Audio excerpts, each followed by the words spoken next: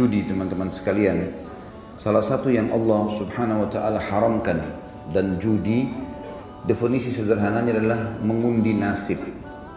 Mengundi nasib. Jadi apapun yang sifatnya mengundi nasib, nasib-nasiban bisa dapat atau enggak, maka itu namanya judi.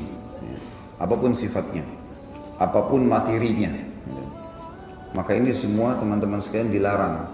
Kalau dalam ekonomi biasanya juga masuk dalam bab gharar, ya.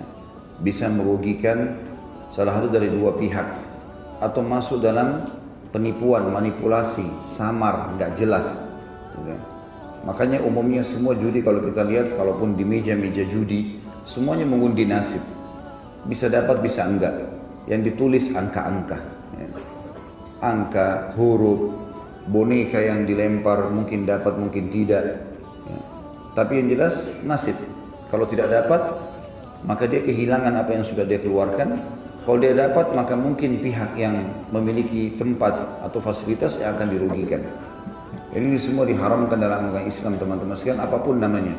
Walaupun orang mengatakan ini hiburan, ya. Karena memang umumnya syaitan menghiasi manusia seakan-akan apa yang kita ingin lakukan supaya benar dalam pandangan dia, dianggap itu sebuah hiburan. Selalu begitu. Makanya perzinahan dikatakan hiburan malam, ya. Ini bukan hiburan malam, hiburan syaitan, ya. Tapi seperti itulah. Dan semua yang berhubungan dengan masalah itu masuk dalamnya. Sekarang masalah karaoke, masalah apa, semuanya sama. Alasan orang mau datang menyanyi tapi nanti ditemani oleh lawan jenisnya.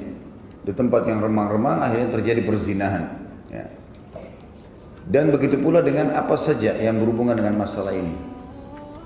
Banyak contoh-contoh dalam masalah judi, teman-teman sekalian, dalam mengundi nasib yang sudah umum kita tahu. Misalnya ada orang memang tempat perjudian secara umum, menggunakan kartu, menggunakan benda, mengundi nasibnya di situ.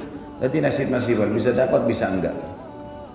Tapi ini mungkin sudah umum, orang banyak tahu. Begitu kita lihat mejanya, bola yang diputar segala macam, menggunakan angka dadu, ini semua orang sudah umum tahu, mengetahui itu adalah judi.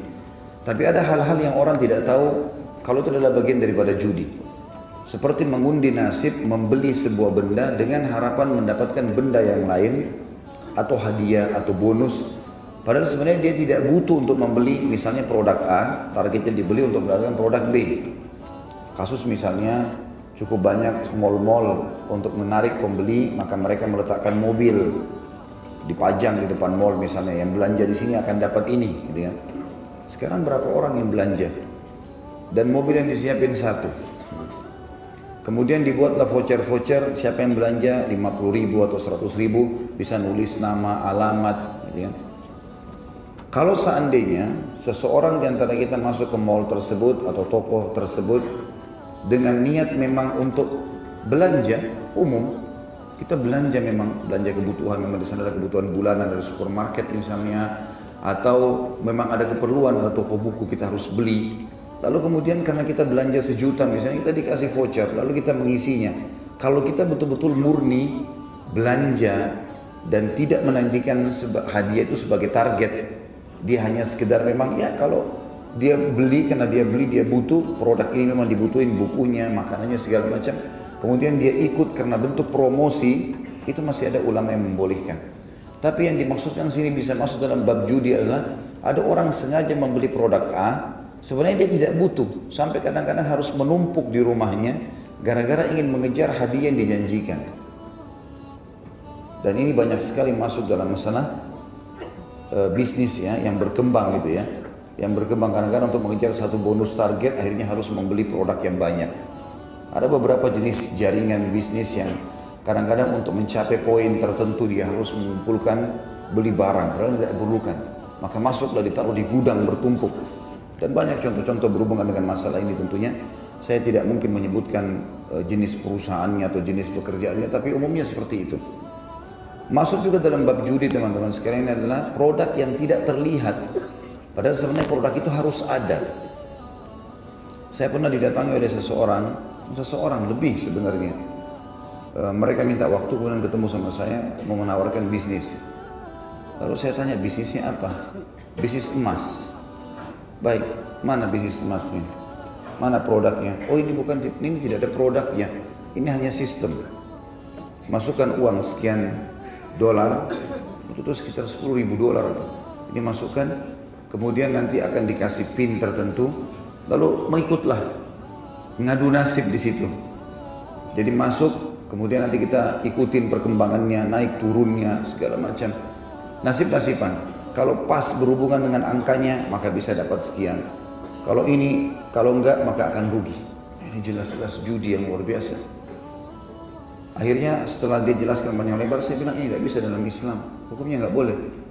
Saya tanya terus terang, Mas harus jawab ya, terus terang. Kira-kira orang yang ikut ini untung atau enggak?